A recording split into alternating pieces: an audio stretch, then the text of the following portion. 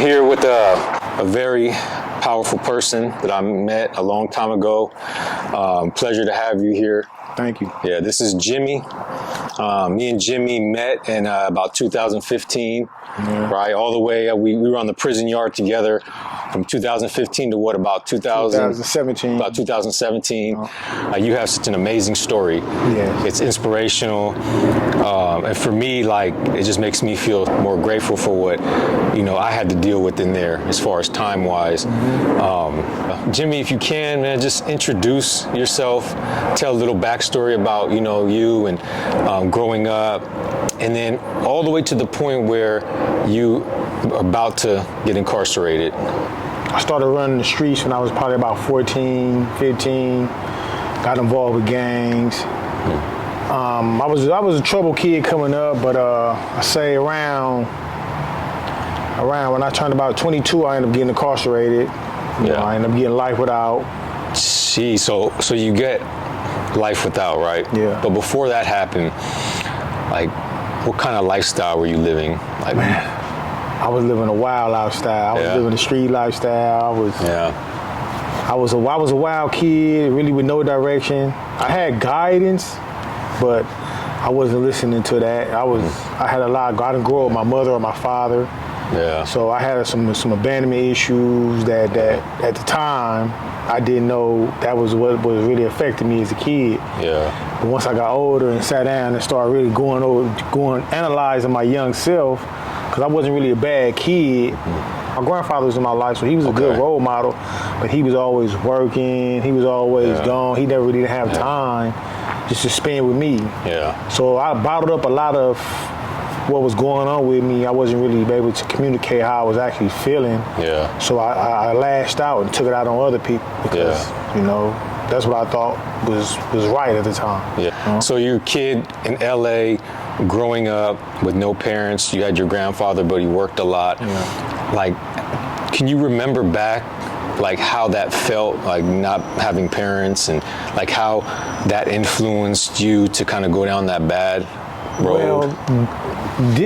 Well, my mother and my father both grew up in my same community. Yeah. So a lot of their friends who they grew up with kids had kids. Yeah. So I said, me growing up, seeing with their fathers, seeing with their mothers, I don't really know my parents like that because they wasn't in my life. So it affected me because I know that they know my parents, and I know they know the cause of why my parents are not in my life. Yeah. And I really don't know why. I'm assuming that I know why because, but I really don't know why. So I was feeling a certain type of way seeing, kids seeing parents with their kids, fathers and mothers with their sons and fathers with their kids. Yeah. I felt a certain type of way. I felt it. I felt angry, like why my parents wasn't in my life, and, So you ended up going down the bad path, obviously, and you ended up catching a case. You got sentenced to life without the possibility of parole. What did they convict you of? What was their conviction? I was aiding and abetting a robbery, murder. Murder happened, and they said I was there based on my presence being there. I get the same amount of time as the shooter, and they gave me life without. Yeah. So you got life without. What year did you get life without? I got life without in 99. 99? Yeah. So you get life without. How did that feel, getting that sentence, if you can go back and think, like, what was the feeling of receiving that? I felt, it didn't really impact me until I actually hit the prison yard. Yeah. When they told me the time, I really didn't set in with me, so I didn't really know what to feel. I just knew that I wasn't going to be in my family, because I had kids at the time. I knew I wasn't going to be in their life for a while. I had some hope that I would get out, but once I hit the penitentiary, I was like, that's when it hit me. I feel I was depressed. I blamed myself. I felt like I let my grandparents down, my kids down. I felt all kind of ways. Yeah. Really just, I felt like I just let everybody down. Yeah. So you went to prison, and you're going in with those feelings. Yeah. Let's fast forward from when you first went to prison to your 10th year in. What was going on in there? Like, how did you feel at that point? A decade in, life without the possibility of parole. How were your feelings then compared to when you first went in? I was still on like a negative path of thinking because I kind of accepted my lifestyle because at the time it was other brothers in there who was on the same negative path I was on, who accepted their lifestyle. So it made me feel like my support system was there within that environment that I was in. So I kind of like gave up on thinking about going home and just accepted my environment that I was in, accepting the lifestyle that I chose for myself because I'm still following negative examples, which was behind that wall. So I just followed that path. And honestly, I didn't start really changing until like my 15th year in there. You know, my grandfather got sick, people dying, and that's when it really started dawning on you like, wow, everybody is going, passing on. I'm still here on this negative self-destructive path that didn't really get me nowhere, so I need to make change. Just right now, you talked about going in and meeting like individuals that kind of like in your position, life sentences or a lot of time.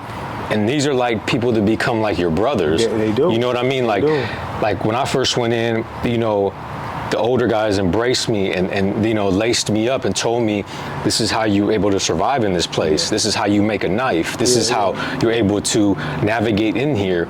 And it was like, you forge these relationships with them like brothers because you know you might have to go out there and die with that person right next to you or go to war with him. And so for me, that was one of the difficult things when I got out is the ones that I left behind that I feel like those are real friends, you know, like that I want to help them get out and I want to be out here to inspire them to get on that right path. And people don't really understand that, like, when you're in prison, you forge these relationships in the trenches. Like, you know, like if I have one soup, I'll give you half.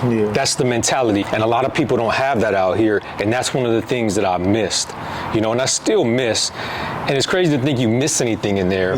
But look, I did 17 years, you did 25 years. And I know there's little things like that we sometimes sit back and think like, damn, I missed that. You know, like I missed that person, or I missed having that, knowing to where this person will have my back, you know. So, and when we met, how much time were you in at that point? At that time, with 2000, I had probably 20, 22, 21, 22 years in. 21, 22 years, Did you feel at that point that you were going to go home, or were you changing for yourself? What was your motivation for the change? My motivation for my change, at first, I was changing before I got there, but it was hard for me to change because I feel like I had built this image up that I wanted people to see me in. So I didn't want to really change that image because, you know, in prison you don't want nobody to see you as weak, or see you, because, you know, that's how we're trained to think. Or somebody changing from the negative lifestyle we on, it's true. or the path you see weakness. So I was like, how can I do this without seeming weak? How I thought I saw as being weak. So what I did is I just distanced myself. I still socialized and said what's up, but I distanced myself and I just started educating myself, start thinking different, start tapping in to myself. Why I think the way I think. Why was I thinking the way I was thinking? You know, how can I change from the way I think, the way I was thinking? Because, you know, I looked up I was in this group and they used to call it irrational thinking. And irrational thinking is basically a made-up story of you justifying the story that you just made up, and it's really based on something you was taught that's negative. But it's not nothing true. It's just an image that you made up in your mind to think a certain way, and it's negative. So I started really looking at my irrational thinking. Like, how can I correct this? Because I haven't done it for so long that it was natural. And sometimes when other people see it, it'd be a little awkward because it's your perception. And if your perception is a little off, like, man, well, you know, where did this come from? So I started working on that, and I started changing it. Then I started seeing, you know, life a little different. I started understanding, like, me changing is good. If don't nobody like my change, oh well. You know what I mean? I can't, ain't nothing I can do about that. I got to just be me. Yeah. And that's when I really just start really seeing everything just start opening up. That's when I realized I might be going home. You said the key thing that you said, and that I believe in so fully, is if you want to start to change, educate yourself. Yes. Like, start educating yourself. Like, that is the doorway, I believe, to change. Yes. And it's not just necessarily going to college. It's not necessarily you could self-educate. Yes. But change occurs when you start to educate, when you start to put in that work. And so I feel strongly about that. Anybody out there that wants to change, just start educating yourself. And then you'll see the growth start to happen within you. You had Life Without. Yes. Like, how did you get out from doing Life Without to where you are now? Like, I started working on my case. It was a case that they made retroactive, and it applied to me. So I started reading up on the case, and then other cases that was coming out following that same case that I used, and it was hard because I was getting denied, and then one of the judges, they seen it and they was like, he right, and they sent it back. I got an order to show cause. They sent it back to the lower courts. yeah. And they appointed me an attorney, and then he added another case came out called 1437, and that just went right along with my case and got me out. And I couldn't believe it. I still can't believe it. It's like it all was initiated by you. Yes, you know, because the laws come in place, laws change, things are there, you know, in the fine print. They don't really tell you in prison. You barely hear about these changes, but you took the initiative to go for it. I did. And see, that says a lot about your character. You know, you got Life Without. You didn't give up hope. You kept on fighting, and something came your way, and you grabbed it, took advantage of it. Yeah. Went after it, you defeated it, and now you're out. Like, that's just a testament to anybody out there. Like, don't ever give up hope. Never. Just keep on fighting, because something is going to come your way if you're looking for it, if you're seeking it, if you don't give up hope, it'll be there. But it's on you to take that step. So how did they let you go? Like, they just said, hey, you're getting out, or how did that happen? Like, what happened? I went back to the lower courts for a resentence. I didn't go to court, so I went to the lower courts. They resentenced me, took the Life Without off, gave me 14 years time served, and told the prison to release me. And they released me. Wow. And so, because, okay, I think people need to know this. You have a crimey too. I do have a crimey. And your crimey got Life Without as well. And when did he get out? We got out the same day. We walked out the gates the same day. Wow. Yeah. So you guys got arrested. Okay, so you went into jail. Both went to court and got Life Without, possibility pro. Went 25 years in. 25 years. And you walk out of prison the same day. The same day. How was that? Like, describe that. I hadn't seen him since 2002. That's the last time I seen him, since 2002. We were still pretty young. So when I went to the prison that he was at. Yeah. He was there, so I seen him, but I always seen him from a far distance because we was on 2 different yards. And we always seen each other through the gate, like, what's up? So when we actually paroled and shook hands, I hadn't shook his hand or hugged him in like 20-something years. Wow. You know what I'm saying? So it was like, it might have been like 19, 18 years, but it was a while from we actually touched and shook hands. But this time we shaking hands, we walking out the gate together. So it was a good feeling. That's insane, man. It was a good feeling. And how's he doing? He's doing good. He worked. Yeah. He's doing good. Yeah, that's awesome, man. So what are you doing now? Like, you got out last year, you did 25 years. Like, how are you doing? What are you doing now? And what are your goals going forward? I'm working. You know, I'm working on getting my CDL license, and I let it come to me. That's how I flow with life. Whatever pops up in my mind, whatever I'm feeling, that's what I go with. As long as it's positive and it's a good change, I just let my mind, my body tell me this is what you should do. This is the direction you should go on. Yeah. So I'm just taking it one day at a time. Really, just taking it one day at a time. Waking up happy, blessed. Some days I have my bad days, and you know, I have my good days, but I appreciate my bad days more than anything because I'm free. Exactly. I always remind myself, I'm free. What are you complaining about? Yeah.